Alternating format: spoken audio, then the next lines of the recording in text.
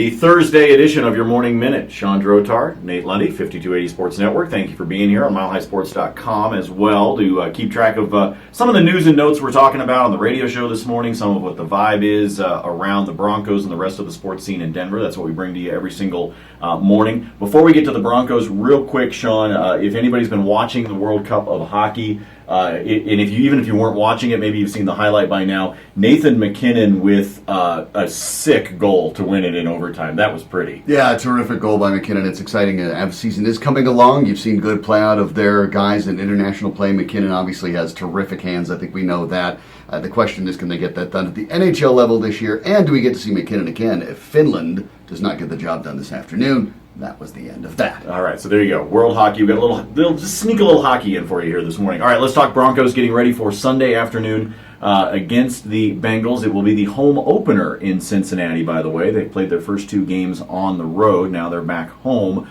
One of the things, Shawn, we've talked about a couple of times, and it's been talked about a lot amongst the fans, is a concern that maybe the offensive play calling it's conservative to help Trevor Siemian, but is it getting to the point where it's too conservative? Well, it might be because you're frustrating your own players. This week we heard both Emmanuel Sanders and Demaryius Thomas basically complain a little bit, not about Trevor Siemian, but about the fact that they haven't really been involved in the plays. And not because Siemian's necessarily checking out of it, but it's more just because that's not the way the Broncos are running their offense right now. So I would say it's something to monitor. I think they've won their first two games, and they've been able to break Siemian in against at least elite quarterbacks, teams that expect to go ways. We'll find out about the Colts. They may have been a little overrated. But I think that it's been all right. Going forward, though, managing both Siemian, managing your own players' expectations, that's going to be a big deal. There's $21 million worth of wide receivers sitting out there right now, and they're not getting involved in the plays.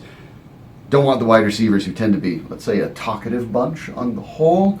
Don't necessarily want them talking too much about their frustrations, especially on a team with a young quarterback who may feel pressure to get him the ball. Yeah, so let's see what happens up against the Bengals. The other thing that we have talked about is that Jeff Hireman has been back, able to practice. We know that Virgil Green is still dealing with the injury. So you've got a question at tight end, a position that I think, regardless of what happens with the play calling, conservative or not, but a very important position to this Broncos team. Oh, certainly, and one that is unfortunately rather shallow. Virgil Green has been injured. Jeff Hireman, if he plays this Sunday, will be making his debut as a Bronco a full year and a few weeks after they drafted him. So they've been excited to see him for a while. They think he can be an impactful guy, but you wonder now with over a year's worth of injuries how impactful he can be, especially at the get-go.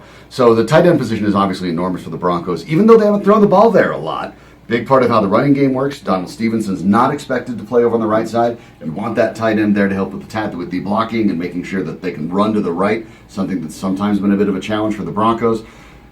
We'll find out. It'd be great if Green can play a little bit. If not, they're going to lean on Hireman and John Phillips. If John Phillips is in there more often, expect him to not see the ball. They're going to be doing a lot more running. For those of you that like to catch the podcasts as well, 3 new podcasts posted up at 5280 Sports Network over the course of the last 24 hours. Buffs fans, there's a new edition of your podcast up. Same thing for CSU. And the latest edition of Snakes Takes with Jake Plummer. His guest this week, former NHL enforcer and Philadelphia Flyer Riley Cote. So a great podcast, a really good conversation between Jake and Riley. So make sure you check all of those out at 5280sportsnetwork.com or subscribe to them on iTunes. For Shawn, I'm Nate. This has been your Morning Minute. See you tomorrow.